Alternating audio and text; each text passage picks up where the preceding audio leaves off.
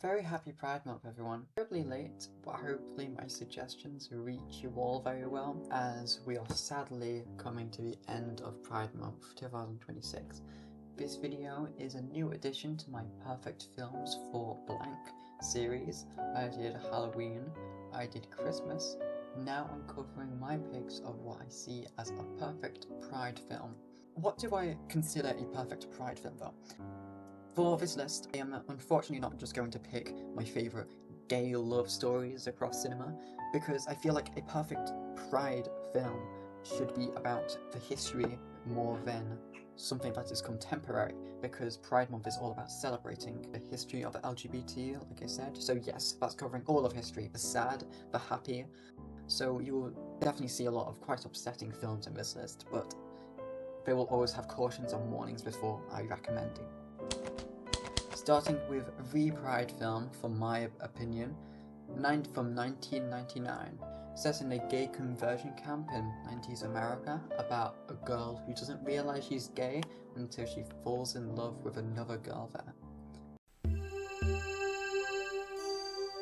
This film, kind of parodying the serious topic, manages to stay upbeat. It's quite artsy, but very accessible.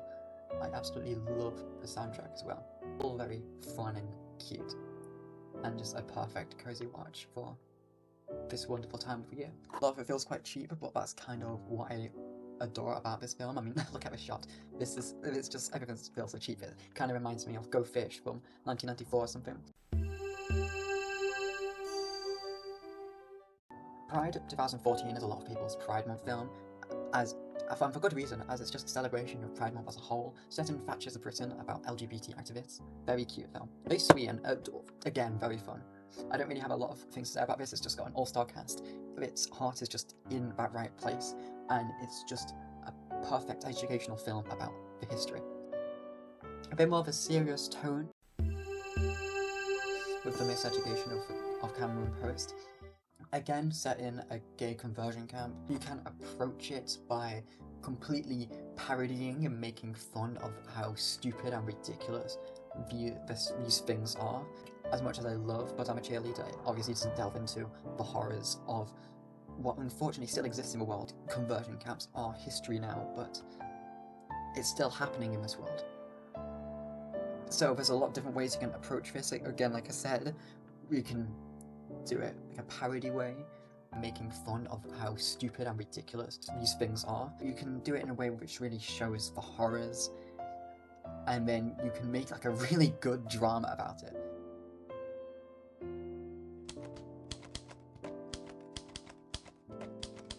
Come to the section which is all about, well, being gay and doing crime.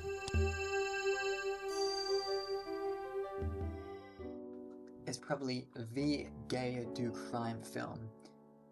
It's about Violet, played by the wonderful Jennifer Tilly, who's already just an LGBT icon, and LGBT and feminist icon worldwide, trying to escape from a horrible mob boyfriend. She finds a new love in which they plot to steal money from the mafia.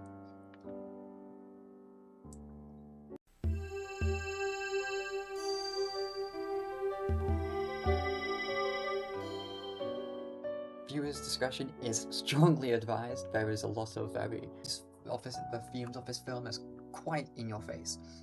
Based on the novel The Fingersmith by Sarah Waters, which already had an adaptation at the time it came out with the amazing Sally Hawkins. New miniseries on BBC iPlayer, so you can also check this out, but this is my favourite adaptation of the book. It's directed by Park Chan-wook, which is already a director I love, and hasn't made too many things that I don't like. In fact, his filmography is pretty sparkling. Not ignoring the elephant in the room, yes, this is directed by a man, but I think he handles it so well.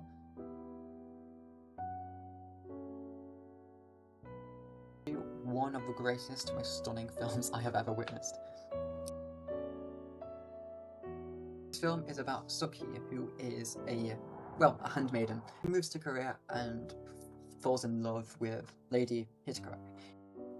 Generally one of the greatest, most stunning films I've ever witnessed. I love its way of storytelling through the different perspectives. Which reminds me,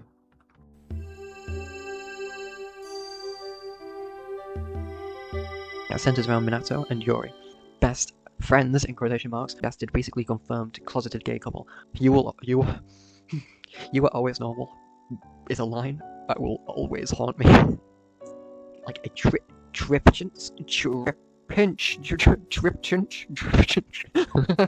who knows? Or really an anthology of 3 different perspectives. One of Sayori's perspective, Minato, and finally the teacher, Hori, where at the start this film follows allegations put towards the teacher. Each perspective shows a different monster in quotation marks, really keeping you at the edge of your seat. Monster is so tear-jerkingly beautiful, for lots of different reasons. The way this film cleverly disguises itself with different genres, with thriller, drama, and even some horror. A great example of disguised horror is the scene where Zero walks into an empty classroom where she's told her son is in, revealing it's empty with a wide window, leaving the viewer's mind to go to a worse scenario, while Zero is just whispering, "God, no," under her breath. It's generally haunting. And this is what I mean, that we are just getting better and better at visual storytelling, because it doesn't really tell you what's happening. It's all up to your mind to fill in the blanks, which is quite scary. And I feel like the best of horror does that as well. I know this isn't a horror film, but I feel like the best of horror does that. Brass instruments intertwine with each plotline, hearing them as a non-diegetic sound for the first time around when Hori is standing on the ledge, showing later in the film the instruments were actually diegetic the whole time, being played by Minato and their head teacher. It's a great example of a beautifully well done film's plot points intertwining, having some of the most satisfying I have ever seen in cinema. I don't want to spoil the ending. Watch it, you should watch it. It's absolutely incredible. Creator has very quickly become one of my favourite directors. I think the way he writes characters and slice of life stories, some of the most realistically written pieces of media I have ever seen. I can't wait for him to get the attention he truly deserves. He really is one of the greatest directors of all time. His films sadly have an unfortunate reputation of being upsetting, but viewers with a pessimistic mindset will always have a pessimistic outlook on these beautiful written, shot directors, bittersweet films. If you find Creator films depressing, I'm sorry, but you are just a pessimistic person. And you don't deserve this masterclass director anyway. Oh my god, I'm just clicked. I don't know if you could hear that. Creator is also adapting Look Back, which is coming out later this year, which I'm very much looking forward to.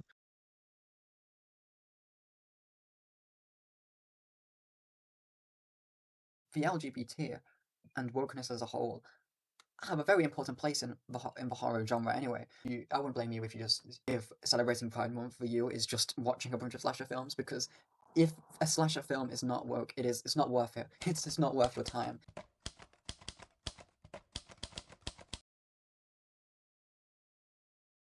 For this list, I am unfortunately not just going to pick my favourite gay love stories across cinema.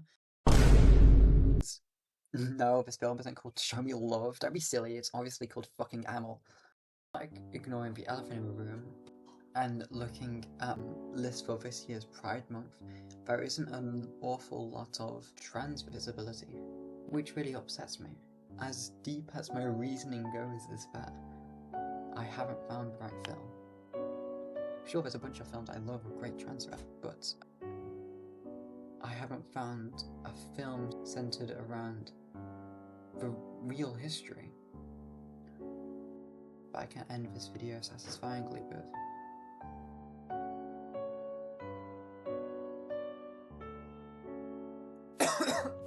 oh god, what's that? Currently, 1969's Funeral Parade of Roses is a film, I think, that fills the void currently. So if you're looking for anything amongst that, I'd highly recommend it. It's a very weird experimental Japanese film. I realised this video kind of sucked.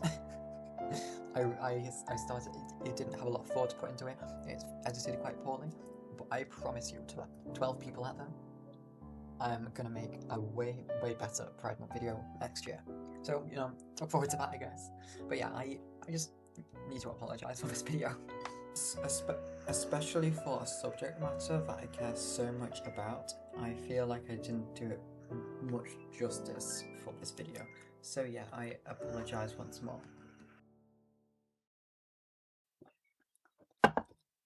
But yeah, that's how simple it gets. But yeah, that's how simple it gets. I'm not covering that. I'm not covering slasher at the moment because, I don't know, you just need to wait for Halloween, I guess. If you want a very simple if you want a very simple gay romance comedy, one of my favorite is